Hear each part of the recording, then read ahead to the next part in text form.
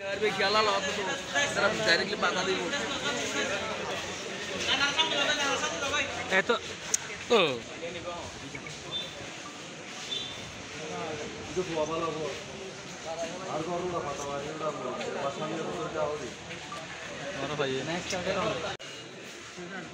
সবাই অবগত আছেন যে গত 11 জুন বুধবার রাতে রোহিঙ্গা ক্যাম্প 15-তে বসবাসরত মোহাম্মদ রহিমুল্লাহর ছেলে মোহাম্মদ হাফিজুল্লাহকে রোহিঙ্গা সন্ত্রাসী নবী হোসেন ও এনায়েতুল্লাহর যোগ সাজসে র্যাব পরিচয়ে 3 জন অস্ত্রধারী সন্ত্রাসী বরখাস্তকৃত সৈনিক সুমন, সন্ত্রাসী ফারুক, সন্ত্রাসী শিকদার নিজ বসতঘর হতে ডেকে নিয়ে রঙ্গিখালী গহীন পাহাড়ে আটকে রাখে। পরবর্তীতে অজ্ঞাত স্থান থেকে সন্ত্রাসীরা ভিকটিমের পরিবারের নিকট 15 লক্ষ টাকা মুক্তিপণ দাবি করে। অপহরণের সংবাদ প্রাপ্তির পরক্ষণে র্যাব 15 এর একটি চৌকস আভিযানিক দল গত 13 জুন শুক্রবার রঙ্গিখালীতে অপহরণের অন্যতম প্রধান হোতা কুখ্যাত ডাকাত শাহ আলমের বাড়িতে হানা দিয়ে আফ্রিদি ও আব্দুল গফুর নামে 2 জন সন্দেহভাজনকে আটক করতে সক্ষম হয়। র্যাবের গোয়েন্দা কার্যক্রম আরও বৃদ্ধি করে গত 14 জুন শনিবার মরিচা বাজার থেকে অপহরণের মূল হোতা বরখাস্তকৃত সৈনিক মোহাম্মদ সুমন মুন্সিকে আটক করতে সক্ষম হয়। প্রিয় সাংবাদিকবৃন্দ, বরখাস্তকৃত সৈনিক সুমনকে নিয়ে তারই দেয়া তথ্য মতে ভিকটিমকে উদ্ধারের জন্য গত 15 জুন রবিবার র্যাব, বিজিবি, পুলিশ, এপিবিএন ও বন বিভাগের প্রায় 2.5 শতাধিক জনবল নিয়ে ভিকটিমকে আটকে রাখার গহীন অরণ্যে একটি যৌথ অভিযান পরিচালনা করে অপহরণের প্রায় 72 ঘন্টা পরে ভিকটিম হাফিজুল্লাহকে উদ্ধার করতে সক্ষম হয়। এরই সাথে একটি দেশীয় আগ্নেয়াস্ত্র, 3 রাউন্ড অ্যামুনিশন ও র্যাবের ইউনিফর্ম ও একটি ওয়াকিটকি উদ্ধার করতে সক্ষম হয়েছে। এই বিষয়ে আমি আপনাদেরকে ওই দিনেই বিস্তারিতভাবে ব্রিফ করেছিলাম। আটককৃত সন্ত্রাসীদের তথ্য মতে আমরা গোয়েন্দা কার্যক্রম আরও বেগবান করি এবং গত 27 জুন শুক্রবার হাফিজুল্লাহ অপহরণের সাথে প্রত্যক্ষভাবে জড়িত কুখ্যাত ডাকাত শিকদারকে গ্রেপ্তার করতে সক্ষম হই। শিকদারের দেয়া তথ্য মতে আমরা গতকালকে উখিয়ার মরিচা এলাকায় নিজ বাড়ি থেকে সন্ত্রাসী ফারুককে আটক করতে সক্ষম হই।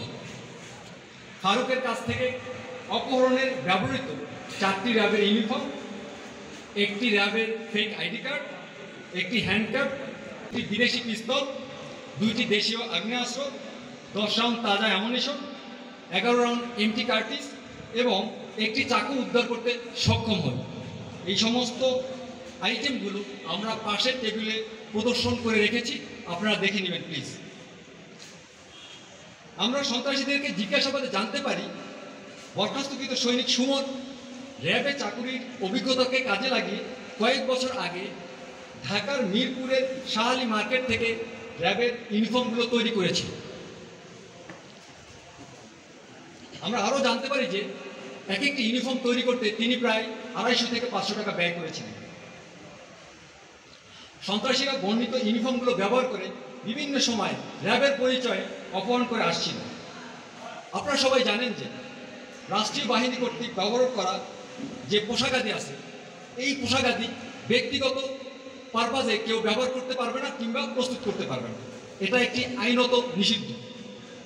আমি আপনাদের মাধ্যমে দেশের সকল টেইলার্স কিংবা পোশাক প্রস্তুতকারী কোম্পানিদেরকে সতর্ক করতে চাচ্ছি যে এই ধরনের কর্মকাণ্ড থেকে তাদেরকে বিরত থাকতে হবে, অন্যথায় তাদের বিরুদ্ধে আমরা কঠোর আইনানুগ ব্যবস্থা গ্রহণ করতে বাধ্য হব।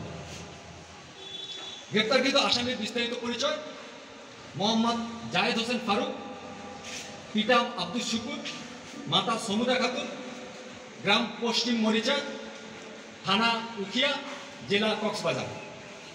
প্রিয় সাংবাদিকবৃন্দ, রোহিঙ্গা হাফিজুল্লাহকে অপহরণের সাথে সংশ্লিষ্ট অধিকাংশ সন্ত্রাসীদেরকে আমরা আটক করতে পারলেও এখনও রোহিঙ্গা সন্ত্রাসী নবী হোসেন ও কুখ্যাত ডাকাত শাহ আলম সহ অনেকেই ধরাছোঁয়ার বাইরে রয়েছে। বর্ণিত পলাতক সন্ত্রাসীদেরকে আটক করার জন্য র্যাবের আপ্রাণ প্রচেষ্টা জারি থাকবে। আমরা এই বিষয়টা নিয়ে আমাদের আইনশৃঙ্খলা বাহিনী নিবিড়ভাবে কাজ করছি। আমরা আমাদের আওতাধীন যে এলাকা আছে সেখানে যারা টেইলর কিংবা পোশাক প্রস্তুতির সাথে জড়িত যে কোম্পানিগুলো তাদেরকে সচেতনতা বাড়ানোর চেষ্টা করছি যেন এই ধরনের কর্মকাণ্ড থেকে তারা বিরত থাকে। পাশাপাশি যারা করে ফেলছে তাদেরকে আমরা আইনের আওতায় নিয়ে আসছি। ধীরে ধীরে আশা করি সচেতনতা আরও বৃদ্ধি যখন পাবে তখন হয়তো বা এই প্রবণতাটা অনেকটা কমে যাবে। আমি আপনাদের ভূমিকা এখানে কামনা করছি।